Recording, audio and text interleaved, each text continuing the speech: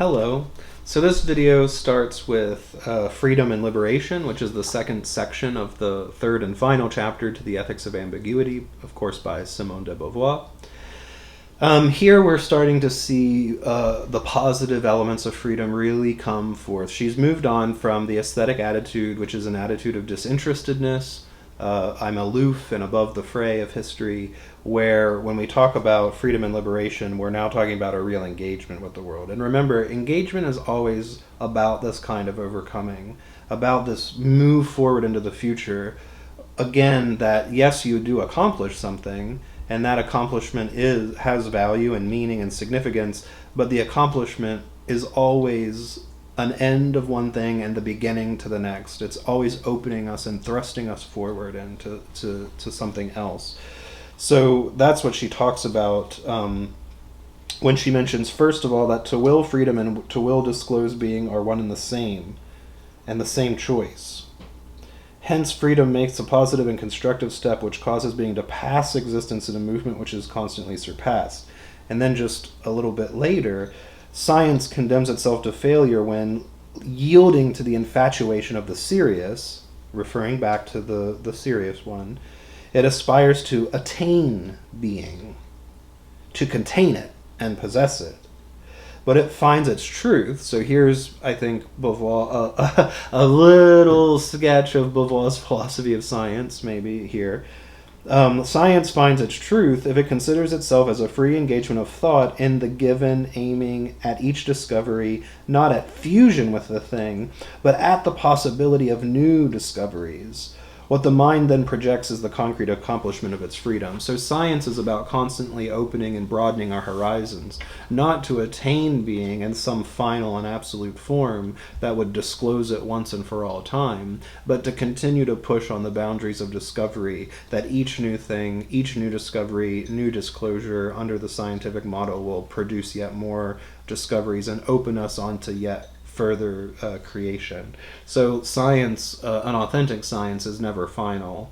An authentic science is always the invitation to the pursuit of new discoveries. It's not a closed door, but a continual opening of doors beyond each new discovery, which might modify, change the past discoveries, and so on and so forth. Einstein isn't the negation of Newton. Einstein is a further development beyond the bounds of Newtonian physics, and Newton still works quite well on a certain level of analysis. But again, the problem of gravity presented in Newton's physics provided an opportunity for Einstein to expand the vista of our scientific understanding and continual expansion and so on.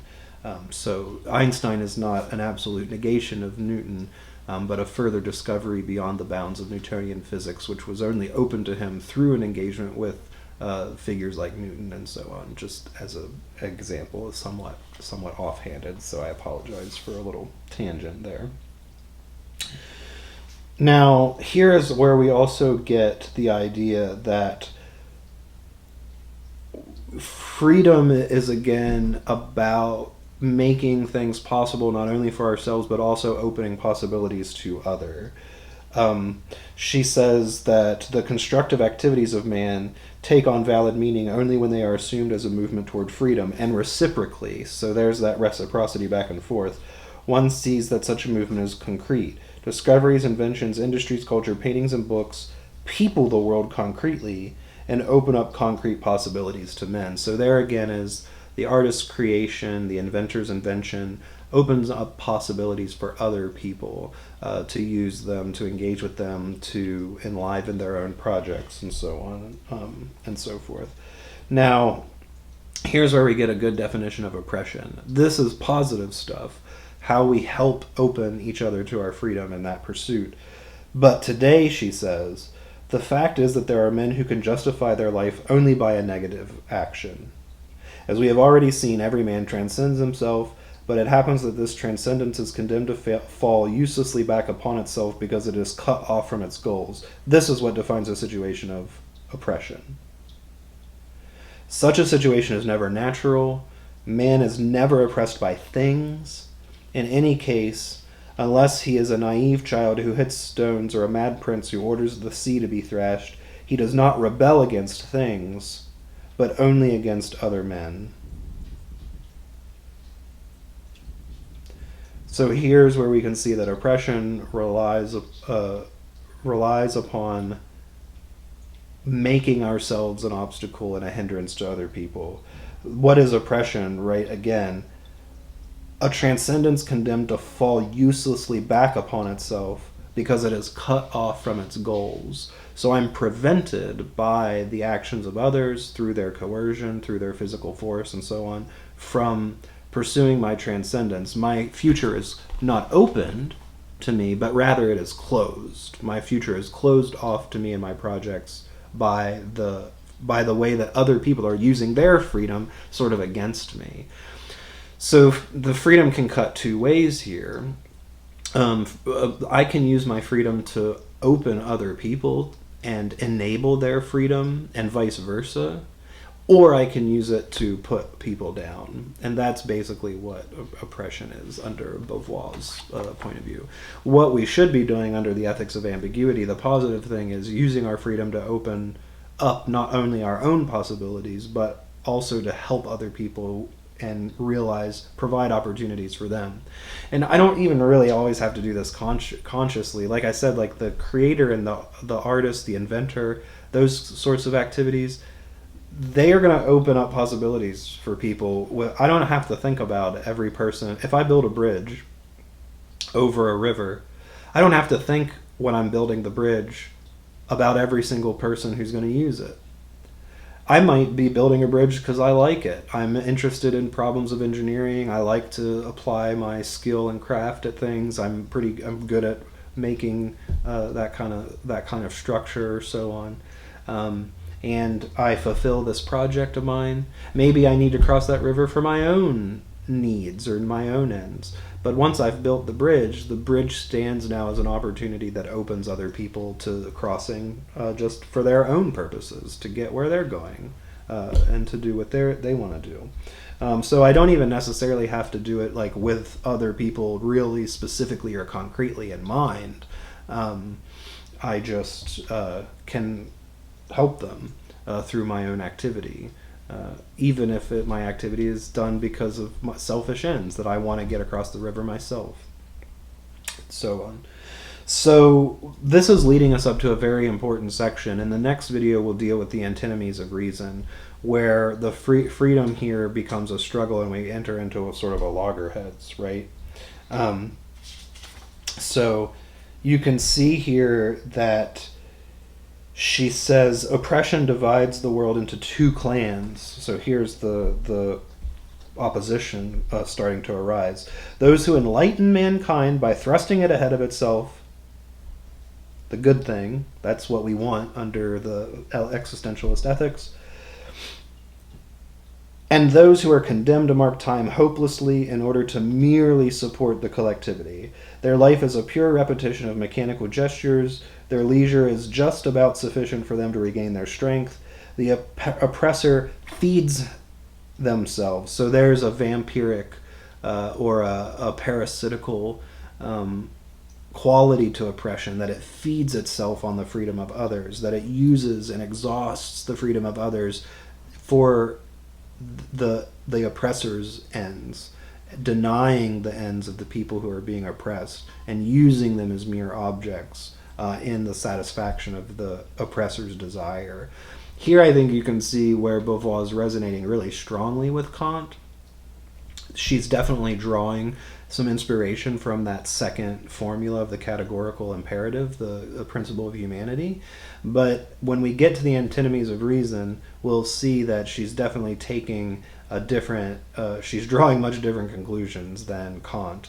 And I think this will have to do a bit with Beauvoir's more revolutionary politics, and also the influence of thinkers like Marx and so on the existentialists over someone like Kant, who's pretty well ensconced within the liberal tradition, who views freedom as a limiting factor.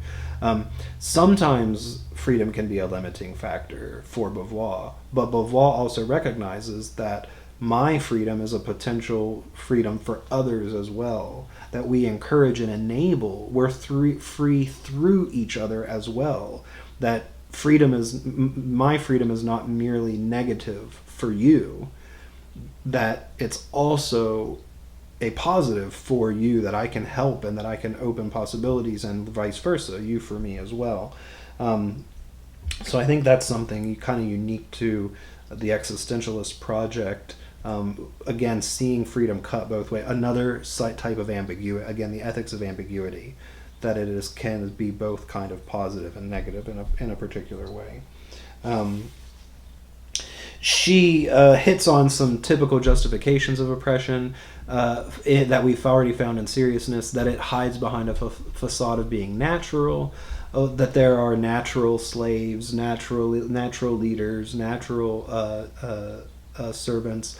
Again, existentialism has rejected all of this kind of thing. No one is naturally or by necessity anything. It's an anti-essentialist position.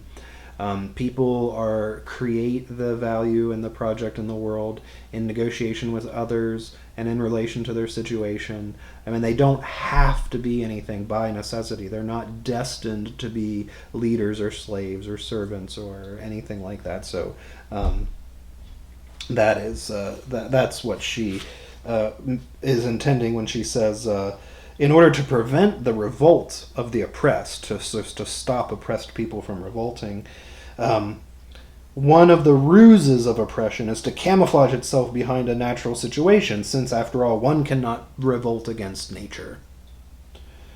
When a conservative wishes to show that the proletariat is not oppressed, he declares that the present distribution of wealth is a natural fact, and that there is no means of rejecting it. This is Jordan Peterson kind of stuff, that these hierarchies are natural and necessary, and that certain people have worked and they deserve more by virtue of their position, and so on and so forth. We get this same argument trotted out time and time again, in our contemporary political discourse and debates that are had on these issues. Existentialism stands pretty staunchly against all of that kind of thing. No, it's not natural. It's one that arises because of the activities of people in their given situation. It is changeable, and it can be changed. And we need not necessarily just bow down to the interests of others because of some presumably natural thing. It's not natural. It's constructed and navigated by humans. It's kind of thing. This is important because Beauvoir is going to talk about the importance of revolt and rebellion, the importance of revolution, and that's a little bit of what the antinomies of reason are going to be about. Because if the oppressed class revolts, they are violating the freedom of the oppressor. The oppressor oppresses through the use of their freedom. The oppressor uses their freedom to deny the freedom of others, of the people that they're oppressing. If the oppressed class revolts, if the working class revolts, or if an oppressed race revolts, if the slave revolts against the master, the slave is in some sense violating the freedom of the master. There's a conflict between them, and that's why the Beauvoir calls them antinomies. They're two freedoms clashing against one another, and it's not clear that there's any way to necessarily resolve that. The question we have to ask is, what will justify the slave in their rebellion against the master? And so we will start to see arguments being sketched that the oppressor is actually using their freedom in a kind of an illegitimate way. Now, this is a very difficult problem for existentialism, given the absolute value that's been placed upon freedom. How can we say that the oppressor is using their freedom in an illegitimate or an unethical way? Where can we draw that conclusion? So some of the antinomies of reason is going to be tackling a problem like that one, that arises when we have two freedoms legitimizing themselves in oppositional ways, and they come at an impasse or a loggerhead where one has to negate or act against the other one. Because clearly, from the perspective of the master, the rebellion of the slaves is not good. taking the other view, of course, the rebellion of the slaves from the slaves' perspective is exactly what's necessary in order for them to achieve their ends. They can never come into their own freedom. Their future will always be cut off from them, so long as they live under the yoke of slavery and oppression. And so their freedom now comes to depend upon the overthrow of their oppressor, their rebellion against the person who puts them down. Now, in an ideal world, this is something very important that Beauvoir brings out. In the ideal situation, as we'll see in the Antinomies of Reason, we can appeal to the freedom of the oppressor and try to win them over, to try to convert them to the side of the oppressed, such that they will free people willingly. But that is not always going to work. That kind of type of pacifist project in which we appeal to the oppressor won't always work. One reason is that in order for the appeal to be effective, the oppressor must see the person making the appeal as a person. As long as the oppressor views the people they're oppressing as mere things, as long as the oppressed class has been brutalized and dehumanized, the oppressor will not be affected by their appeal. The appeal appears merely as like a creaky wheel or something like that. You don't negotiate with objects. You use them or you destroy them or you get around them, but you don't negotiate with them and make agreements with them and hear their appeal. So the oppressor first has to recognize the humanity of the oppressed, which is a difficult thing to overcome. Not impossible, it's not hopeless or anything like that, but difficult. And ultimately, this resistance to the recognition of the other is going to be the grounds on which violence becomes justified against the oppressor in rebellion. When we overthrow the oppressor, why are we justified in enacting upon their freedom? Well, exactly because they've absorbed themselves and exhausted their freedom in the denial of ours and the affront and violence done to human dignity in the refusal to acknowledge the other as humans, as a human being, right? So that is an important thing to keep in mind as we move into the section on the antinomies of reason. So I'll leave this video on that note. We'll revisit that idea and work over it a little bit again in the next section, which I'll pick up in the next video on the antinomies of reason. Okay? Thanks for sticking with me. I appreciate it, and I will see you in the next video.